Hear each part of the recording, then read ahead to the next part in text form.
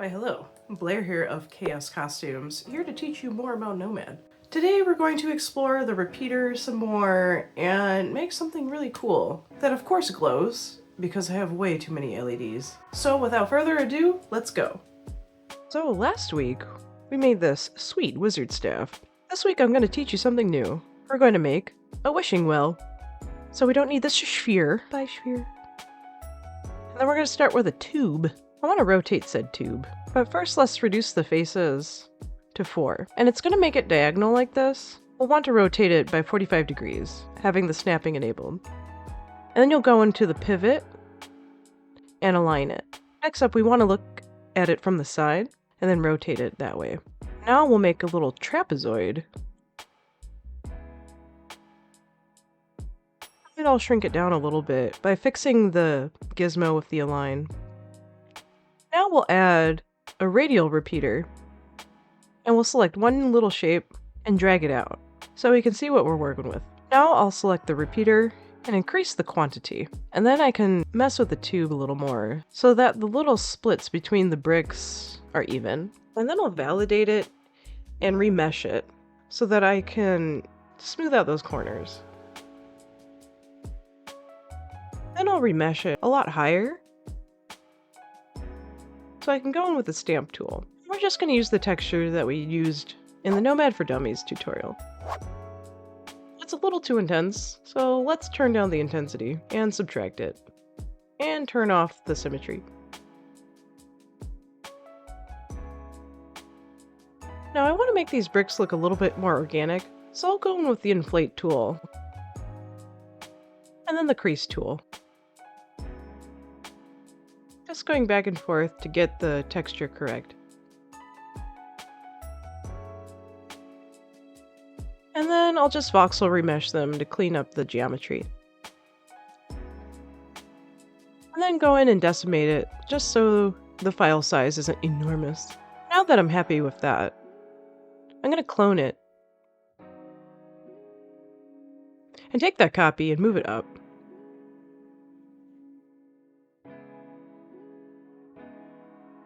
And then rotate it so that the divisions are staggered. Now that I'm happy with the way that looks, I'll copy that top layer and make it a bottom layer, and then widen it a bit, because this will be the base of our well. Well. Fancy seeing you guys here.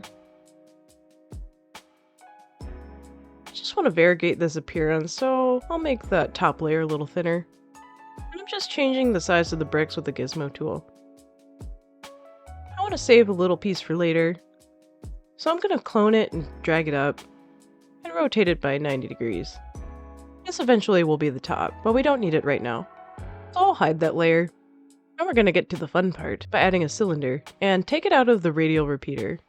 And you can tap that little thing underneath that menu and it will switch between the tube and the gizmo. I learned that recently. From the comments section, believe it or not. I just want to make the cylinder nice and big and increase the division pretty high. And add a hole. And you can control the size of the hole with the little blue node. You don't want it too thick. Now I want this well to have a cobblestone texture, and there is a really cool way of doing it. You can thank my friend Pixel Rain for teaching me how to do this. So we're going to make a pattern in Procreate from scratch. And I'll make the background black, then go in with the technical pen and just draw random blobs until you're happy.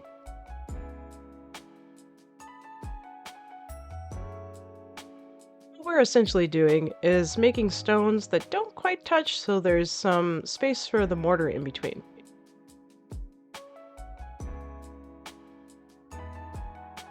So now that we filled in our little square with blobs, we're going to make this into a pattern. So what I'm going to do is indicate where the center line is. So I'm going to turn on the drawing guide on symmetry and make the color visible. And then with the rectangular marquee, select half of it with the canvas nice and square. Make sure it's lined up decently. It doesn't have to be perfect. And then slide down with 3 fingers and cut and paste. And then we're going to take our half and push it all the way to the edge, but lining it up. This is what will make our pattern successful. And then we'll take that other half and push it to the right side, making sure everything lines up. And then we'll merge those two layers by pinching them together. And then we'll rotate our merged layer by 90 degrees. And then we'll split it in half like we did the first time. And then slide down with 3 fingers and cut and paste that. Then take that one half and slide it over all the way to the edge and the other half to the left. Now we can merge those two layers, turn off the drawing assist, and then start filling in these negative spaces. I actually learned this trick way back in the day when I was learning more about Photoshop. You can actually make patterns in that program too, and it's a lot more efficient. Procreate's a little hard because the snapping doesn't have arrow keys that you can use. That makes it a little easier to line things up.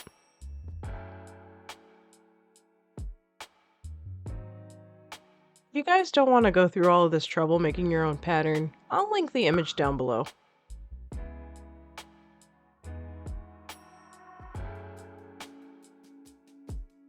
Now we can export our perfect little pattern as a photo. Now that we're happy with our pattern, we'll swing it into Nomad and do something really interesting with it. So we'll go down into the texture opacity, believe it or not, and click on that little blank square, and we'll import the photo that we made. And it plops it on there seamlessly, but I want to change the scale of it. So we'll click on the little image and increase the scale quantity. You want to do it by even numbers. So 2 isn't bad, but I think I want more. I think I'll do exactly 3. And now the pattern's all the way around. But this won't get you what you want. So we'll go in the miscellaneous menu right here, and then we'll reproject vertexes. Don't ask me what that means, but you want to change the opacity to a mask, just that checkbox right there, and then validate that, and then turn off the texture. And there you have it, a perfectly wrapped around texture from your pattern. There is a little line here from where it repeats, so I'll just fix that with the mask tool. But this is way faster than having to draw little blobs everywhere, and a lot more random.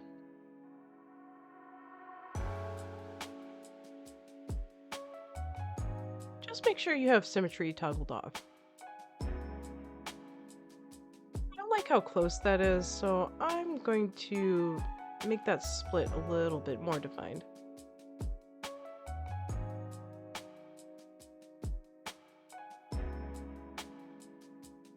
I didn't really make that split in the middle. It seems like it was only on the outside. So now that we perfected that, let's inflate where it isn't masked to make our little cobblestones. And then smooth it out with a smooth operation. Just going back and forth with the smooth and the inflate just to make nice little rocks. Did you know when I first came up with this idea I was going to make the rocks individually? I'm glad I didn't do that. Just remesh this real quick just to fix the topology. And go back to smoothing and inflating it until I'm happy. Things are lagging a little bit, so let's decimate it a smidge to speed things up a little bit. If your machine is ever dragging, and mine does because it's a little older, just decimate your file. Now that I'm happy with our little cobblestones, I'll go in with a low intensity stamp and give them some texture. But I want front facing vertex only when I'm doing this.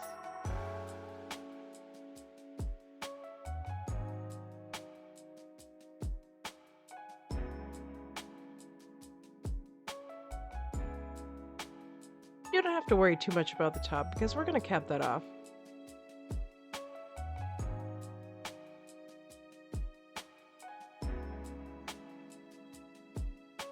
Now, I don't like how those stones are protruding, so I'm going to resize this a little bit.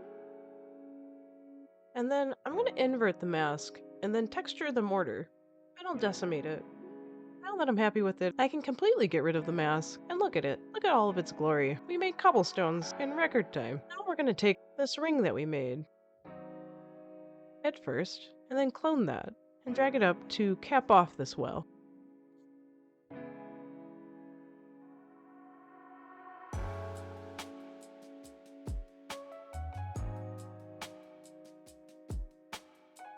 Now that we capped off the well, let's add some more primitives. This time, random box.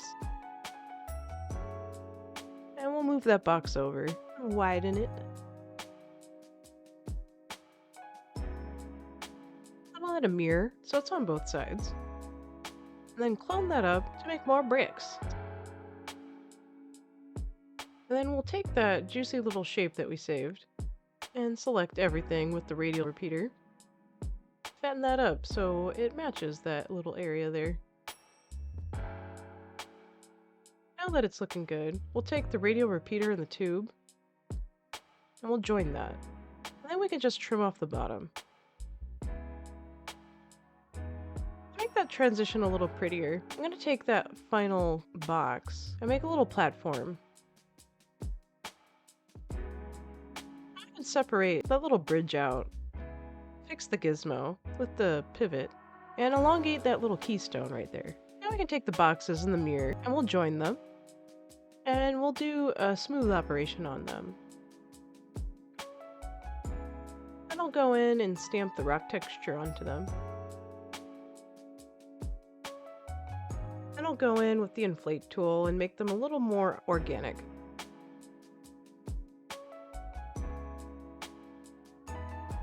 Then go in with the crease tool.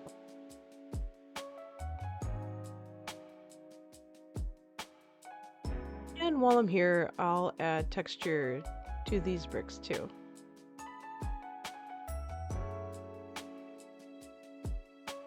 Same gist with the inflate, making it look a lot more organic. Make these gaps a little less apparent, so I'm just going to move them a little closer with the move tool.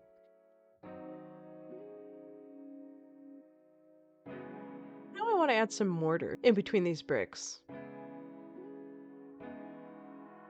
So I'll just add a little basic box, and I'll tuck that in the middle of those shapes. And then I'll add a mirror, just so it's on both sides, and increase the topology while I'm here. Just so once I validate it, I can smooth it. Let's add some mortar on top, and we'll do that with a cylinder. And I'll rotate that cylinder by 90 degrees. Make it nice and big. And then we'll add a hole and validate that.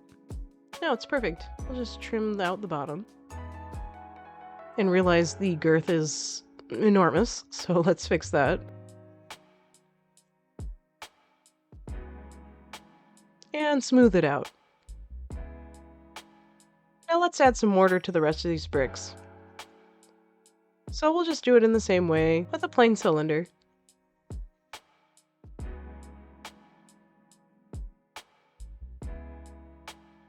Making sure to add a hole. Then dragging that up with the clone to make mortar for this top row.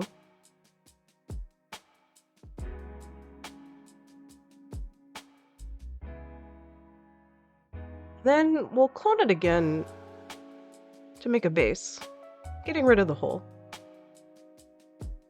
This will act as the mortar and the flat bottom. Now that I'm looking at everything, the proportions are kind of weird, and the weight of the arch I feel wouldn't be held up. So I'm just going to make the base a little bit bigger. Now that makes a little bit more visual sense. And then now I'm going to add the cool part of the well, which is the water. I guess it makes the well a well if there's water in it? Or is a well if it's just a hole? They used to have water in it. Huh. Anyway, so I'm making water. And when I'm just doing that with a cylinder. I want this cylinder to be able to slot in, so I'm going to make this top edge a little thinner. And now that I'm happy with that, I'm going to keep adding primitives to add the ripples of the water. And I'm actually going to do that with a little donut shape called a torus. And then I'll just clone those to make ripples.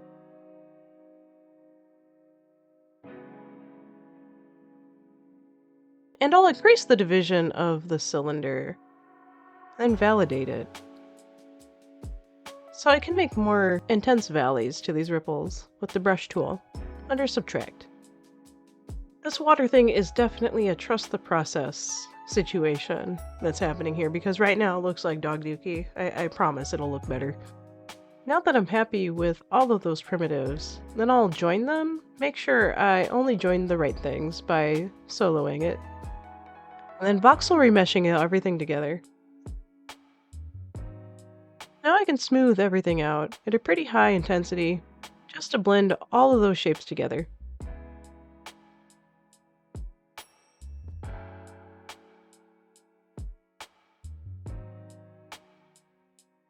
And then I'll go in with the brush tool in positive this time instead of subtract. And then I'll add the ripples that kind of reflect back from the walls, if that makes sense. This will make the water ripple a little bit more realistic. And then smooth that out. And this is a little too circular, so we're going to turn off the symmetry and use the nudge tool to kind of make it more organic, a little less consistent.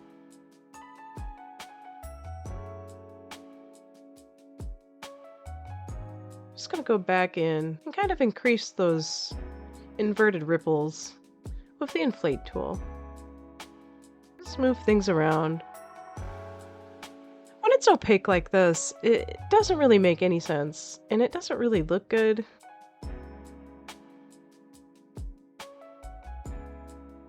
But you can see better what it looks like with the materials under refraction, and we'll just mess with these sliders until we're happy.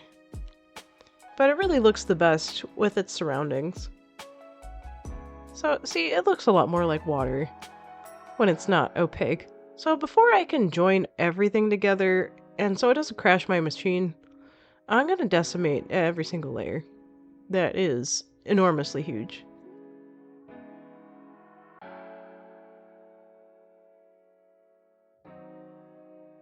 Now that I decimated everything, I can join it without it crashing. And then I'll decimate that now that it's joined. And I'll decimate the water while I'm here. And now I'm going to resize this to the size I want it. And since I have an excessive amount of those LEDs, we're going to jam an LED inside the water. So it's 16 millimeters radius and 22 millimeters high. And then I'll take the well in the water and resize it so it can fit the LED in it. Just getting everything just right so that the LED has plenty of space to diffuse. And I want to drag it down a little bit past where it needs to be just so there's enough clearance. Now we can boolean out the LED cutout.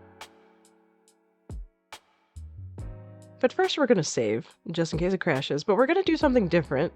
And I'm going to boolean the well together to get rid of all the extraneous shapes that overlap each other. Oh, it did it without crashing. Okay, this is my new workflow. Nice. But it makes it so that there's nothing overlapping anymore, and it's all kind of glued together. It functions similar to voxel remeshing, but it doesn't quite work the same. I like it. I'm going to keep doing it.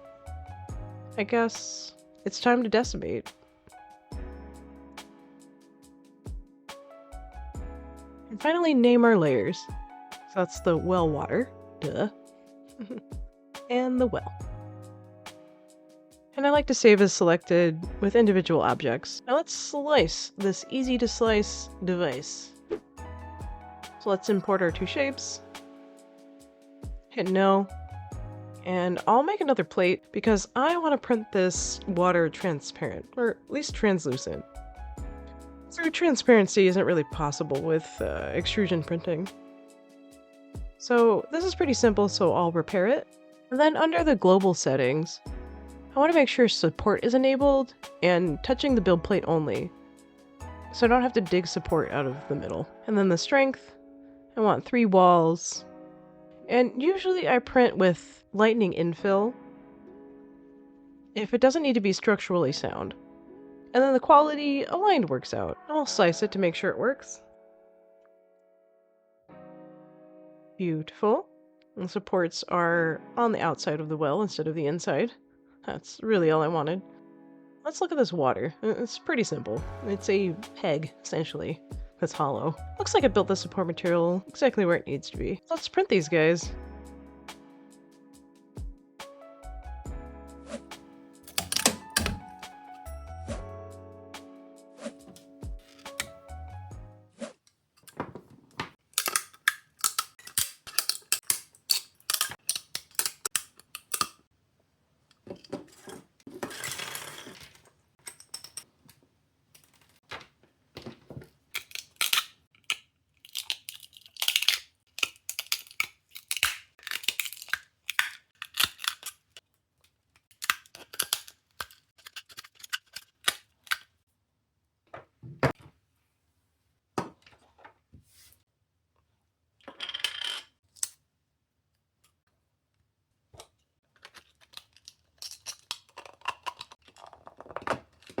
There we go.